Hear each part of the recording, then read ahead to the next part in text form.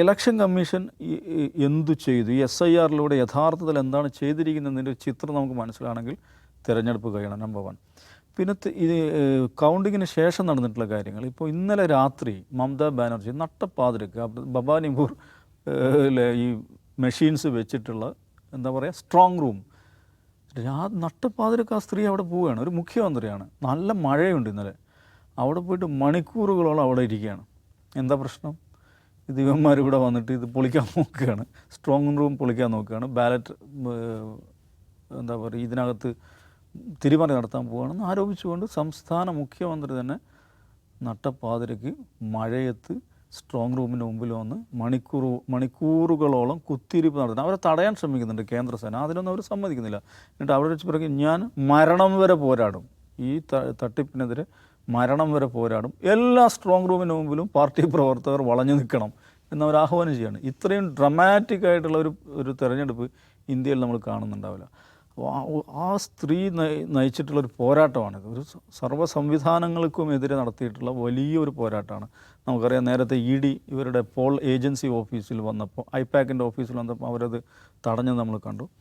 ഇങ്ങനത്തെ ഒരു രാഷ്ട്രീയ നേതാവിന് നേർക്കുനേര് തെരുവിലിറങ്ങി സമരം നയിക്കുന്ന, പോരാട്ടത്തിന് ഫിസിക്കലി നേതൃത്വം കൊടുക്കുന്ന അസാധാരണമായിട്ടുള്ളൊരു കരിസ്മാറ്റിക് ആയിട്ടുള്ളൊരു രാഷ്ട്രീയ നേതാവാണ്. അവർക്ക് ബംഗാളി ജനതയോട് സംസാരിക്കാൻ, കമ്മ്യൂണിക്കേറ്റ് ചെയ്യാൻ സാധിക്കുന്നുണ്ട്. സ്ത്രീകൾ വലിയ തോതിൽ അവർക്ക് വോട്ട് ചെയ്യുന്നു, അവരെയാണ് പ്രിഫർ ചെയ്യുന്നതാണ് പൊതുവെ വരുന്ന വിശകലനങ്ങൾ.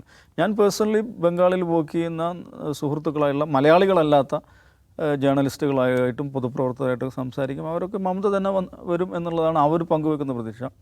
എന്തു തന്നെയാണെങ്കിലും തെരഞ്ഞെടുപ്പിൽ മമത പരാജയപ്പെടുകയാണെങ്കിൽ അത് പിന്നെ ബംഗാൾ ഞാൻ വിചാരിക്കുന്നത് പൊളിറ്റിക്കൽ വയലൻസ് എന്ന് പറയാവുന്നൊരു കാറ്റഗറിയിൽ പെടുത്താവുന്ന അവസ്ഥയായിരിക്കില്ല. അതേക്കാൾ ഗുരുതരമായിട്ടുള്ള പല പ്രശ്നങ്ങളും ബംഗാൾ സൃഷ്ടിക്കുന്നതാണ് എനിക്ക് തോന്നുന്നത്.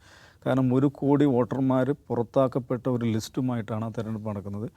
അപ്പോൾ തെരഞ്ഞെടുപ്പിനെ അട്ടിമറിക്കാൻ വേണ്ടിയിട്ടുള്ള, അല്ലെങ്കിൽ BJPക്ക് അനുകൂലമാകാൻ വേണ്ടിയിട്ട് തെരഞ്ഞെടുപ്പ് കമ്മീഷൻ തന്നെ പക്ഷപാതപരമായി പെരുമാറിയെന്ന് ആർക്കും പ്രത്യക്ഷത്തിൽ തോന്നുന്ന പല നടപടികളുണ്ടായിട്ടുണ്ട്. അതിനുശേഷം കോടതിക്ക് പോലും തോന്നി, കോടതി നേരിട്ട് ഇതിനകത്ത് ഇടപെടുന്ന സ്ഥിതി ഉണ്ടായി.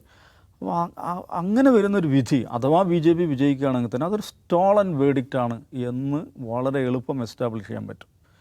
ഇതൊരു സ്റ്റോളൻ വേർഡിക്റ്റാണ്, ഇത് ശരിയായ ജനവിധിയല്ല. അതുകൊണ്ട് തെരുവിൽ ജനങ്ങളെ ഇറക്കാൻ ഇന്ത്യയിൽ ഒരുപക്ഷെ ഏറ്റവും ശേഷിയുള്ള രാഷ്ട്രീയ നേതാവാണ് മമതാ ബാനർജി എന്ന് പറയുന്നത്.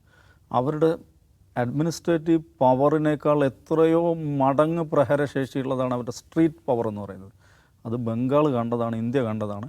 അപ്പോൾ ആര് ജയിച്ചാലും ഞാൻ പറയുന്നു, അതൊരു ബംഗാൾ പുതിയൊരു ഫേസിലേക്ക് കടക്കാൻ പോകണമെന്നാണ്.